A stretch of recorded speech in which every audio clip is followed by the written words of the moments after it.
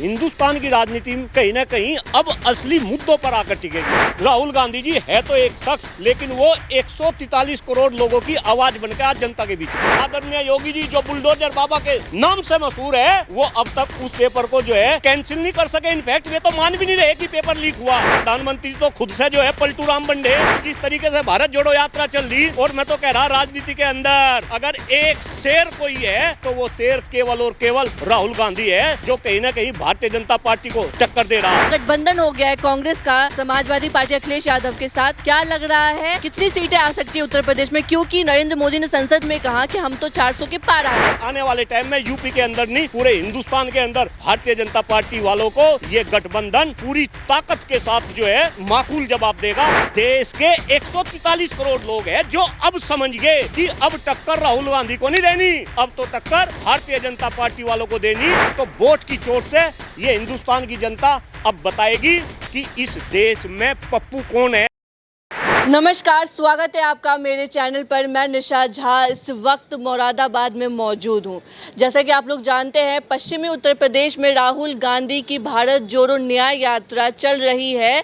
राहुल गांधी अपनी बहन प्रियंका गांधी वाड्रा के साथ पश्चिमी उत्तर प्रदेश में भारत जोड़ो न्याय यात्रा कर रहे हैं। हमारे साथ बातचीत करने के लिए सामाजिक कार्यकर्ता कुलदीप मलिक जी हैं, इनसे बातचीत करते हैं। जैसा कि आप लोग जान रहे हैं, लगातार जो पश्चिमी उत्तर प्रदेश में राहुल गांधी की भारत जोड़ो न्याय यात्रा चल रही है, इसमें जो अहम मुद्दे राहुल गांधी और प्रियंका गांधी वाड्रा ने उठाए हैं वो है शिक्षा, बेरोजगारी, किसान का मुद्दा। इस तरीके के मुद्दों को लगातार उठाया जा रहा है। तो हमारे साथ कुलदीप मलिक जी हैं, इनसे बातचीत कर लेते हैं। तो कुलदीप जी, आप कैसे देख रहे हैं पश्चिमी उत्तर प्रदेश में राहुल गांधी और प्रियंका गांधी की भारत जोड़ो न्याय यात्रा को, आप कैसे देख रहे हैं?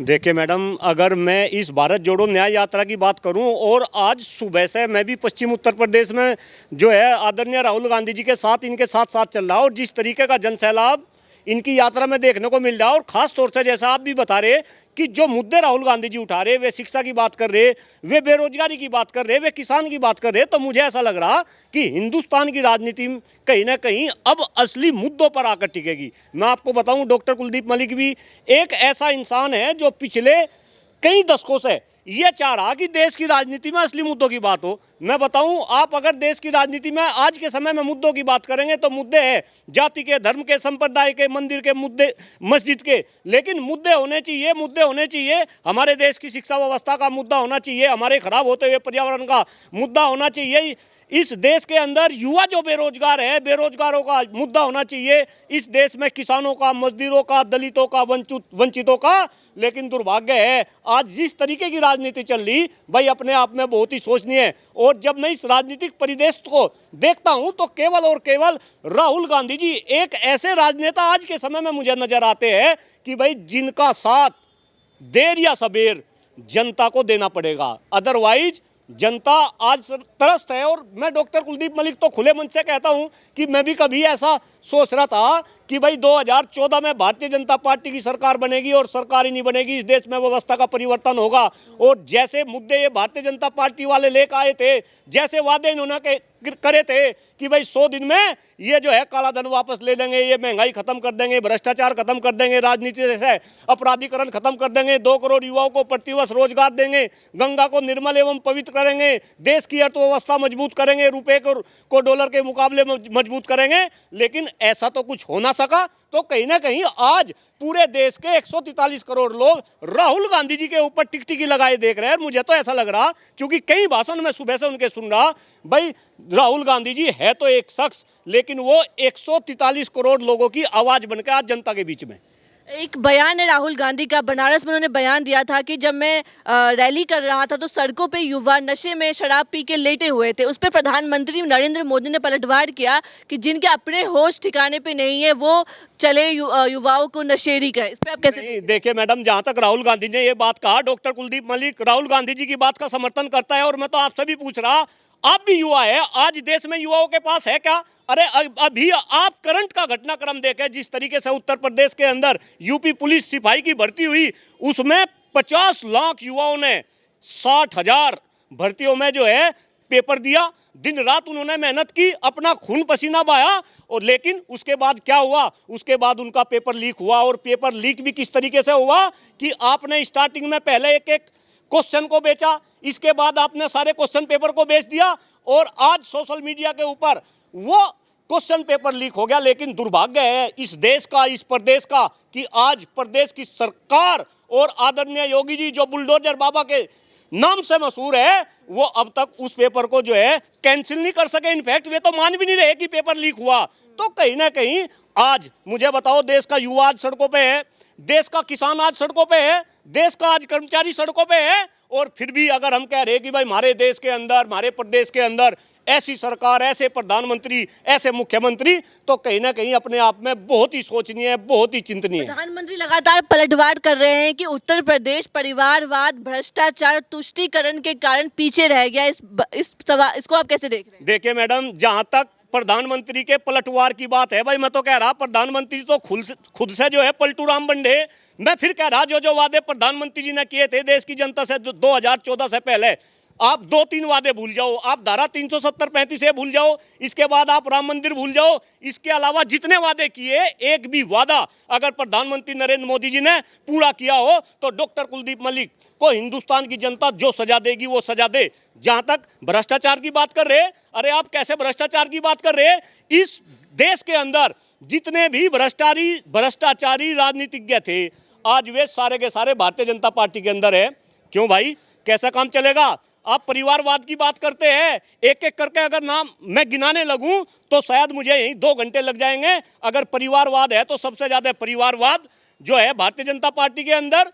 आप जो है अपराधियों की अगर बात करते हैं, मुझे तो याद आ रहा देश के प्रधानमंत्री आदरणीय मोदी जी ने यह भी कहा था कि राजनीति से वे भ्रष्टाचार को खत्म कर देंगे।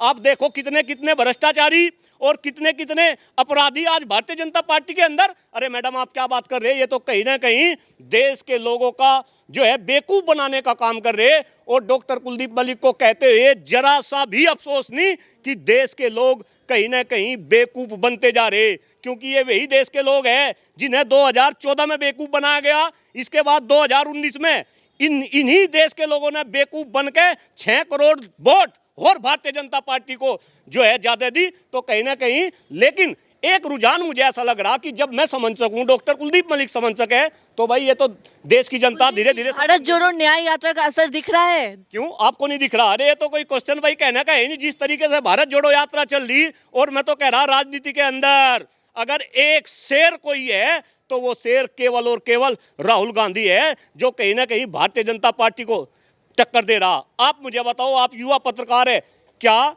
कोई नेता खुल के सामने आ रहा क्या? और आप देखो जिस तरीके से आज नेता दल बदली कर रहे। आप चलो, मैं बात कर रहा पश्चिम बंगाल से दीदी गई, इसके बाद बिहार में घुसो, नीतीश जी गए, फिर यूपी में घुसो, अपने जयंत चौधरी गए। क्यों भाई, कौन टक्कर ले रहा आज भारतीय जनता पार्टी और इनके नेताओं से? अगर कोई टक्कर ले रहा तो वो केवल और केवल राहुल गांधी है, और ये देश की जनता देख रही, मैं भी देख रहा सुबह से। सब नेताओं के जाने से, अलायंस से जो चले गए जयंत चौधरी, नीतीश कुमार, से कुछ नुकसान तो नहीं पहुंचेगा? नहीं मैडम, मैं एक बात बताऊं, और भाई आपके चैनल के माध्यम से हिंदुस्तान के 143 करोड़ लोग जरा इस बात को समझे कि नेता इधर से उधर जा रहे केवल और केवल अपने स्वार्थ के लिए। मैं तो भारतीय जनता पार्टी के अंदर भी कह रहा, भाई भारतीय जनता पार्टी के अंदर भी 40% लोग तो आज दूसरे दलों से आ रहे, तो इनका तो जहां इन्हें स्वार्थ दिखेगा तो वहां जाएंगे। लेकिन हम ऐसे दल बदलू नेताओं को समझे, और वे चुनाव में वोट मांगने तो हमारे पास ही आएंगे। वे पाकिस्तान से तो वोट नहीं मिले, अफगानिस्तान से तो वोट नहीं मिले, वोट देने वाले तो आप और हम ही हैं। तो ऐसे नेताओं का जनता बहिष्कार करे। अगर जनता ऐसे नेताओं का बहिष्कार करेगी तो आने वाले समय में कोई भी नेता उधर से उधर नहीं जाएगी। लेकिन ये जनता तो कैसी है, इसका भी मैं एग्जाम्पल दे रहा। ब्रजभूषण शरण सिंह का आपने नाम सुना, अत्याचारी है, बलात्कार के आरोप है, हमारे देश की आन बान शान आप जैसी बच्चियां उसके विरोध में जंतर मंतर के ऊपर बैठी रही, लेकिन ब्रजभूषण शरण सिंह का कुछ नहीं बिगड़ा। अब भारतीय जनता पार्टी ब्रजभूषण शरण सिंह को टिकट देगी, और यही हिंदुस्तान की जनता है जो ब्रजभूषण शरण सिंह को जिता के फिर से जो है संसद के अंदर पहुंचाएगी।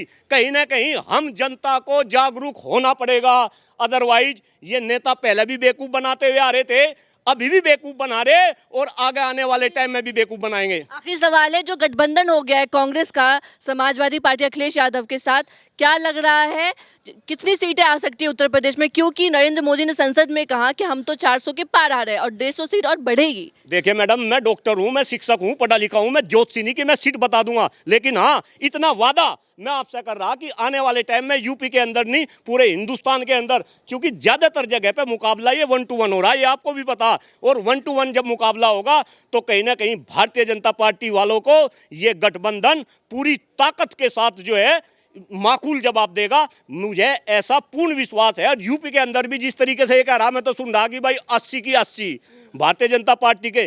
कल मैं आदरणीय जो हमारे उप मुख्यमंत्री है मौर्य जी का बयान सुन रहा था, नु कह रहा 80 यूपी में से और 40 जो है बिहार में से, 120 हम इनसे ही जीत लेंगे।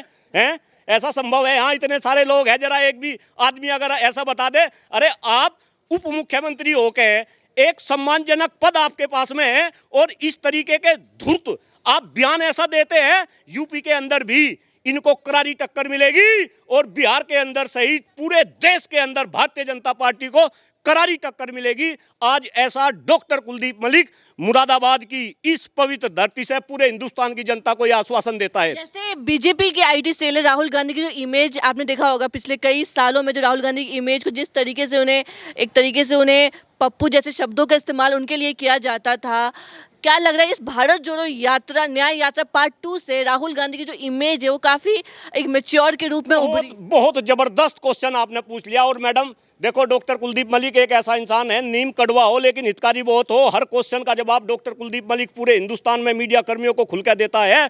डॉक्टर कुलदीप मलिक भी एक ऐसा इंसान था जो कभी राहुल गांधी को पप्पू की श्रेणी में डालता था और मुझे लगता था कि भाई वाकई में राहुल गांधी पप्पू है। लेकिन राहुल गांधी के साथ में कोई चल कर तो देखे, राहुल गांधी का कोई समर्पण तो देखे। आप देखें कि राहुल गांधी के अंदर वो खून है जिनके पिताजी ने इस देश को शहादत दी, जिनकी दादी ने इस देश को शहादत दी। अरे राहुल गांधी कैसे परिवार से है और राहुल गांधी किस तरीके का स्ट्रगल, मैं सोचता हूं जो राहुल गांधी को पप्पू, ये पप्पू नहीं है, इसको तो पप्पू बना दिया गया। और बना दिया गया किसके दम पे?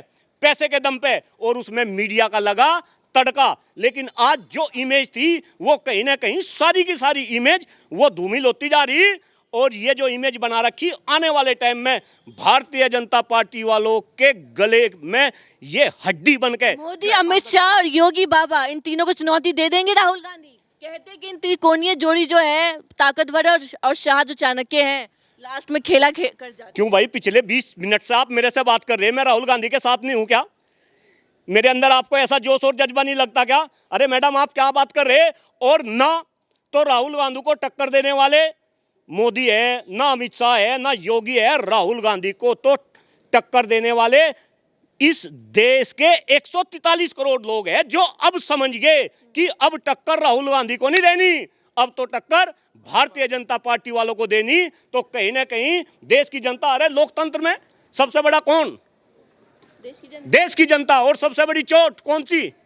वोट की चोट। तो वोट की चोट से ये हिंदुस्तान की जनता अब बताएगी कि इस देश में पप्पू कौन है। और मैं तो कई बार ये सोचता हूं कि भाई बीजेपी वालों ने तो डिक्लेयर करा राहुल गांधी जी को अंतर्राष्ट्रीय पप्पू, लेकिन आने वाले समय में ऐसा ना हो कि ये देश के 143 करोड़ आदरणीय मोदी जी, आदरणीय अमित शाह जी और आदरणीय योगी जी को इंटरनेशनल पप्पू डिक्लेयर ना कर दे अपनी वोट की चोट से। ऐसा डॉक्टर कुलदीप मलिक का मानना है। और अगर देश की जनता वोट करने जाएगी लोकसभा चुनाव में तो उनके जहन में फिर से हिंदू मुस्लिम का मुद्दा तो नहीं रहेगा ना, क्योंकि राम मंदिर जो बना ये एक तरीके से 2024 का मास्टर स्ट्रोक मुद्दा होने वाला है और कहीं ना कहीं भारतीय जनता पार्टी इस मुद्दे को जरूर भुनाने वाली है। नहीं, आपने बहुत ही अच्छा क्वेश्चन किया और मैडम मैं धन्यवाद दे रहा जब युवा पत्रकार इस तरीके के क्वेश्चन करने लगे।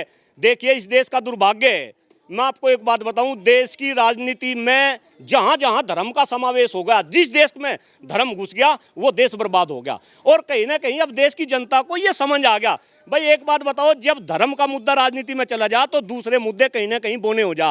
अभी आप राहुल गांधी जी की बात कर रहे थे, आप शिक्षा की, स्वास्थ्य की, पर्यावरण की, देश की जनसंख्या की, बेरोजगारी की, ये बात तो फिर राजनीति में होती नहीं, तो धर्म की बात हो। तो अब जनता को कहीं ना कहीं ये बात समझ आ गई। और मुझे नहीं लगता, मैं तो आपको पहले ही बताया कि भाई ये तो 2014 में बेवकूफ़ बन गए, 2019 में बेवकूफ़ बन गए। काठ की अंडी है, एक दो बार चढ़े, ये बार बार चढ़ती नहीं, तो मुझे नहीं लगता कि जनता फिर से बेवकूफ़ बनेगी। चलिए शुक्रिया आपका, आपसे बात करना चाहेंगे सर, कैसे देख रहे हैं आप राहुल गांधी की भारत जोड़ो न्याय यात्रा और एक तरफ भारतीय जनता पार्टी का पलटवार, इनको आप कैसे देख रहे हैं? देखिए ऐसा है जी, सबसे पहले तो मैं आपके चैनल का धन्यवाद करूंगा। अब जनता और दुनिया और ये देश अच्छी तरीक़ा से ये समझ चुका है कि जो मंदिर मस्जिद का जो मुद्दा उठा रखा है विश्व मंदिर का, ऐसा कहीं कुछ नहीं है। ये मंदिर जो है पूरे देश में भी और भी मंदिर हैं, और इन सब लोगों ने ये भी पता है कि हिंदू मुसलमान करके चुनाव जीतने का पूरा कोशिश करते हैं। अब की बार कोई भी इनके बहकावे में, इनके छलावे में नहीं आएगा। मंदिर पहले से भी थे और हैं, वो काम तो क्लियर हो लिया है। इन्होंने झूठे कुछ फैला रखी है कि हमने मंदिर बनवा दिया। अब लोग इनके बहकावे में नहीं आ रहे। माननीय राहुल गांधी जी की, हमारे की ये भारत जोड़ो यात्रा, न्याय यात्रा, ये सक्सेस हो रही है, और इसीलिए भाजपा भयभीत है कि राहुल गांधी पे ही दुनिया भर की जांच बैठाते हैं, वो करते हैं। अब पब्लिक समझ चुकी है। इस बार उत्तर प्रदेश में ज़्यादा से ज़्यादा हमारी 17 सीटों में 17 सीट जो हमारी गठबंधन में आई हैं, उसमें 15 सीट बिल्कुल कतई क्लियर 15 कांग्रेस जीत के आ रही है उत्तर प्रदेश में। ये हमारा अपना वादा है। हम समाज में घूम रहे हैं, काम कर रहे हैं, अच्छे तरीक़े से देख रहे हैं। भाजपा को सब लोग समझ चुके हैं। हमारी 59 साल की उम्र है, हो सके कि हम भी भाजपा में कभी थे, आज लोग समझ गए हैं। अब भाजपा की आपने भाजपा का भी कार्यकाल देखा होगा, कांग्रेस का आपने कांग्रेस का भी कार्यकाल देखा होगा, भाजपा का भी 10 साल से कार्यकाल देख रहे हैं। बेहतर कार्यकाल आपको किसका लगा? सबसे बेहतर कांग्रेस टाइम का रहा, क्योंकि हमारे युवा बच्चे को नौकरी सब चीज़ लोग समझ रहे हैं, और इन 10 सालन में तो सब कुछ बेच दिया है। लोगों का ये कहना हो कि भाई सब बेच दिया, और अब पब्लिक को सब दिखता जा रहा है। ये 5 किलो राशन पे बात करते होंगे, अब की बार राशन वासन का कार्ड इनको कुछ नहीं चलेगा, ना हिंदू मुसलमान चलेगा। इस बार आप देख लेना, 15 सीट हमारी निश्चित जीत रहे हैं, बिल्कुल कतई। शुक्रिया। तो ये थे हमारे साथ, आप इनको सुन रहे थे। जिस तरीके से आप लोग देख रहे हैं, राहुल गांधी की भारत जोड़ो न्याय यात्रा पार्ट 2 जो लगातार चल रही है, और आज से पश्चिमी उत्तर प्रदेश मुरादाबाद से राहुल गांधी की भारत जोड़ो न्याय यात्रा शुरू हुई है। तो आप सुन रहे थे, हमारे साथ बने रहे, धन्यवाद।